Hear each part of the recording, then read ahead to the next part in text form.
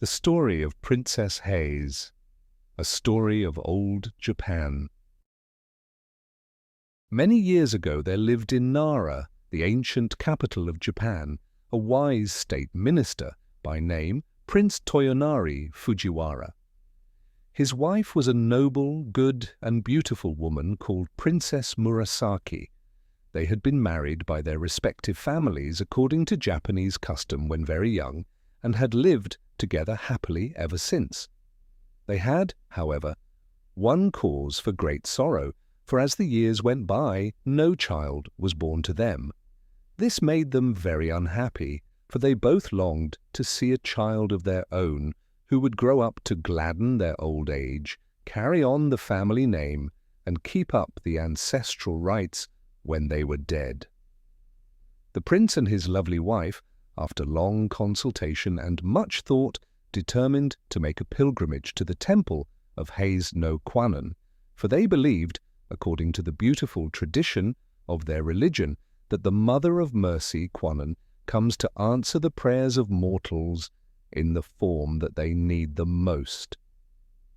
Surely after all these years of prayer she would come to them in the form of a beloved child in answer to their special pilgrimage, for that was the greatest need of their two lives. Everything else they had that this life could give them, but it was all as nothing, because the cry of their hearts was unsatisfied. So the Prince Toyonari and his wife went to the temple of Kwanon at Hase and stayed there for a long time, both daily offering incense and praying to Kwanon, the Heavenly Mother, to grant them the desire of their whole lives. And their prayer was answered. A daughter was born at last to the Princess Murasaki, and great was the joy of her heart. On presenting the child to her husband, they both decided to call her Haseheim, or the Princess of Hase, because she was the gift of the Kwanon at that place. They both reared her with great care and tenderness, and the child grew in strength and beauty. When the little girl was 5 years old, her mother fell dangerously ill, and all the doctors and their medicines could not save her.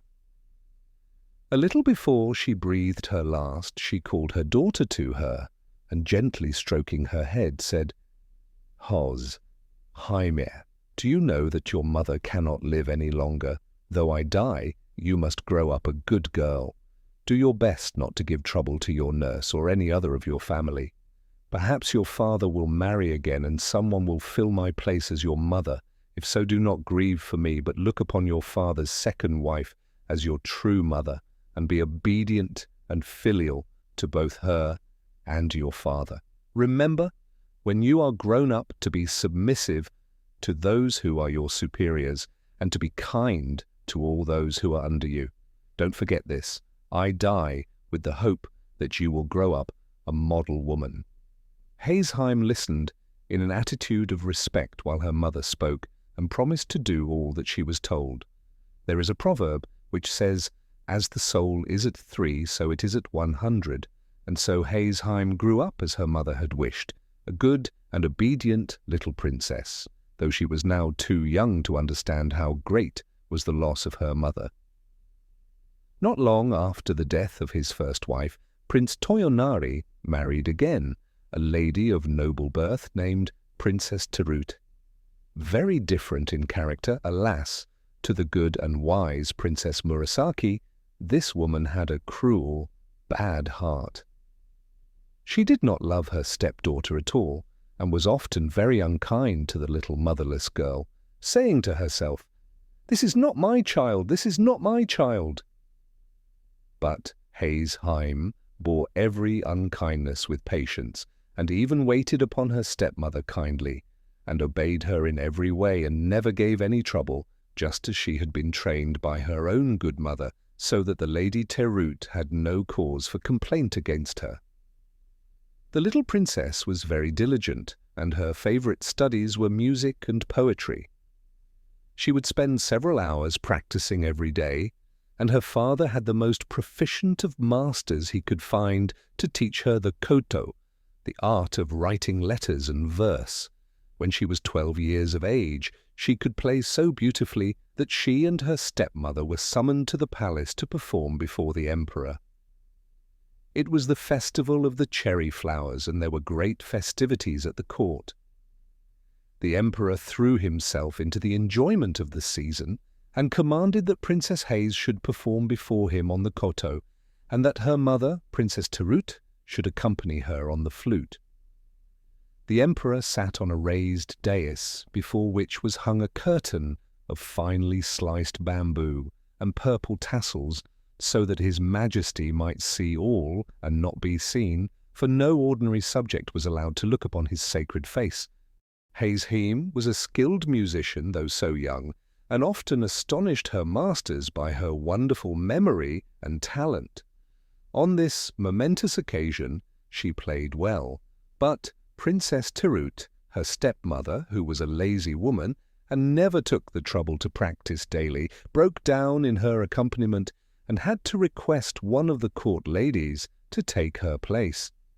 This was a great disgrace, and she was furiously jealous to think that she had failed where her stepdaughter succeeded. And to make matters worse, the emperor sent many beautiful gifts to the little princess to reward her for playing so well at the palace. There was also now another reason why Princess Terut hated her stepdaughter, for she had had the good fortune to have a son born to her, and in her inmost heart she kept saying, "If only Hase were not here, my son would have all the love of his father." And never having learned to control herself, she allowed this wicked thought to grow into the awful desire of taking her stepdaughter's life. So one day she secretly ordered some poison, and poisoned some sweet wine. This poisoned wine she put into a bottle. Into another similar bottle she poured some good wine. It was the occasion of the boys' festival on the 5th of May, and Hase was playing with her little brother.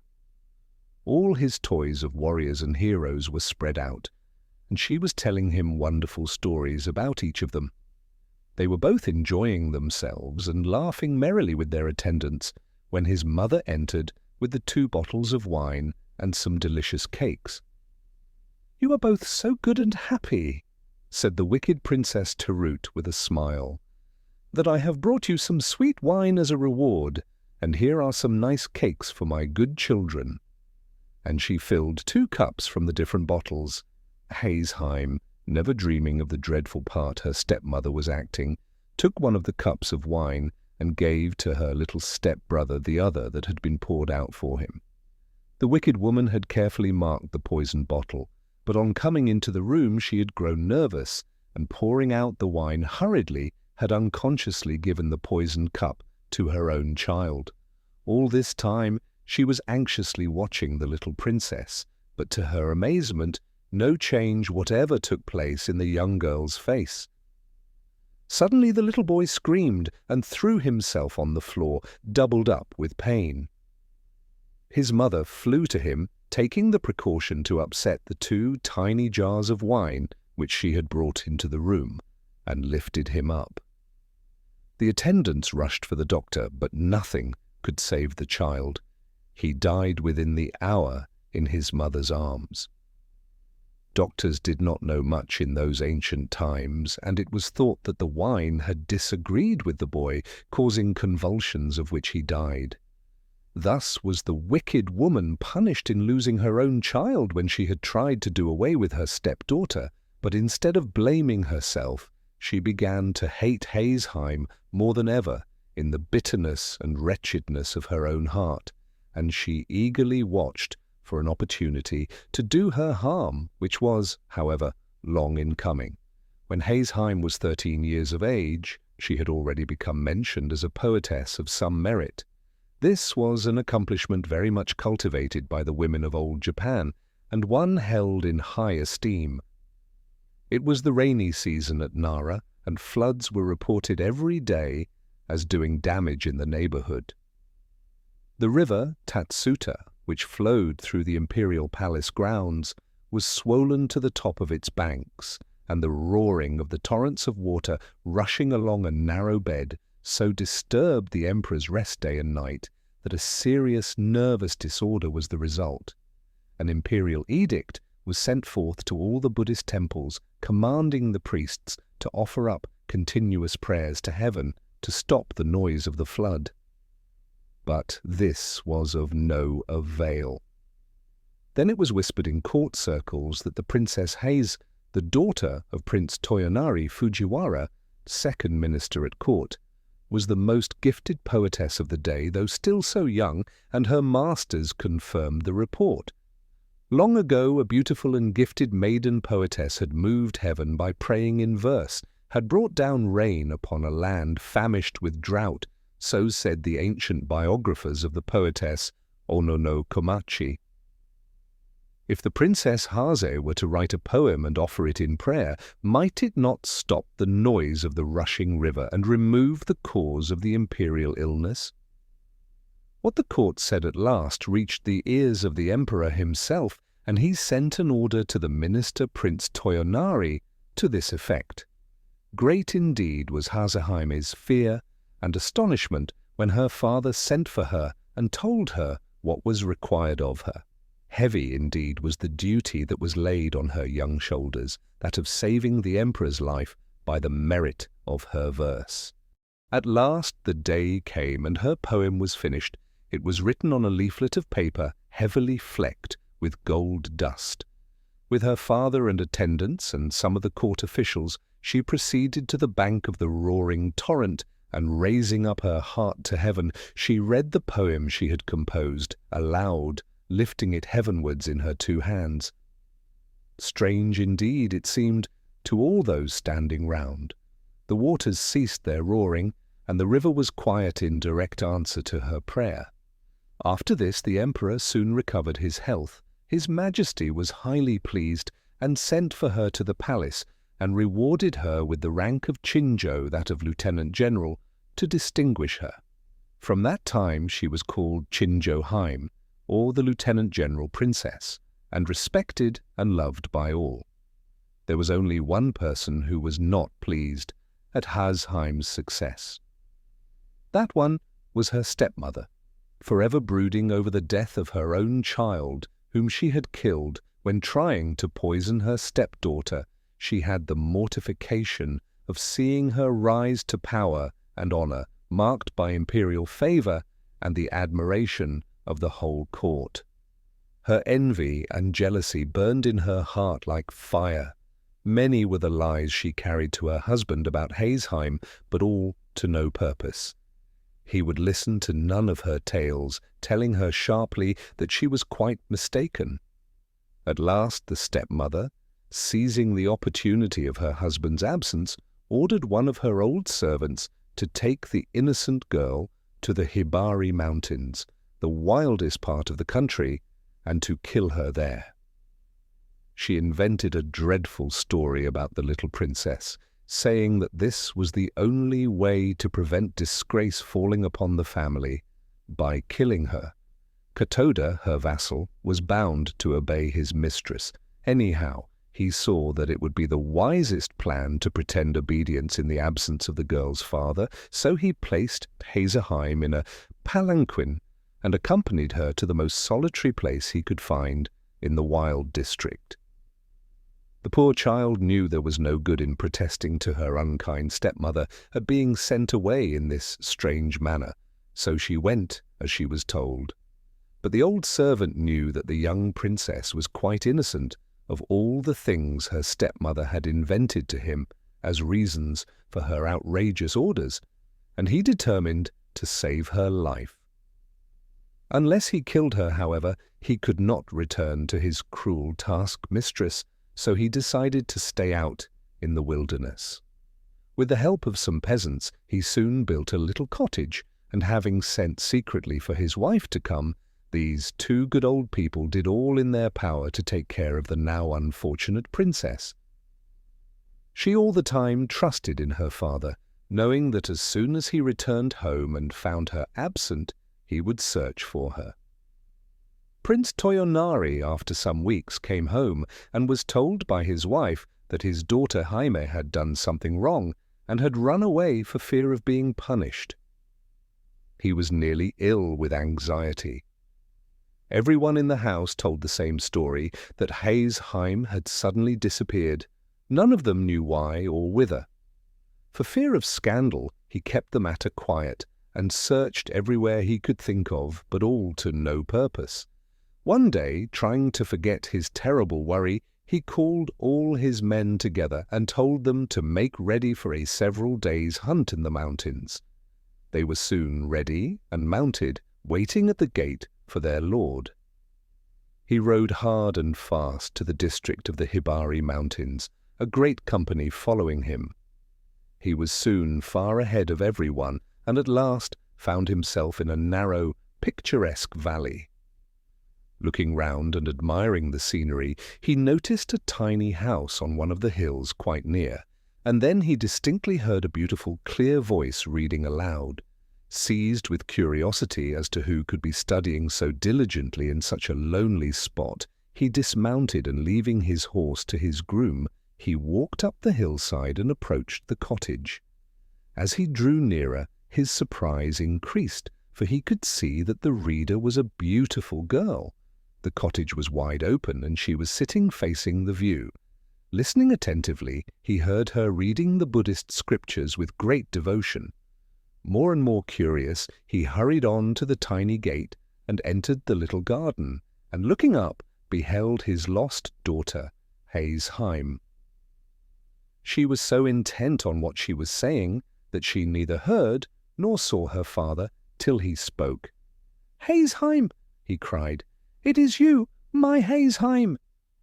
Taken by surprise, she could hardly realize that it was her own dear father who was calling her, and for a moment she was utterly bereft of the power to speak or move. My father, it is indeed you, oh, my father," was all she could say, and running to him she caught hold of his thick sleeve, and burying her face burst into a passion of tears. Her father stroked her dark hair, asking her gently to tell him all that had happened, but she only wept on, and he wondered if he were not really dreaming. Then the faithful old servant Katoda came out, and bowing himself to the ground before his master, poured out the long tale of wrong, telling him all that had happened, and how it was that he found his daughter in such a wild and desolate spot, with only 2 old servants to take care of her. The prince's astonishment and indignation knew no bounds. He gave up the hunt at once and hurried home with his daughter.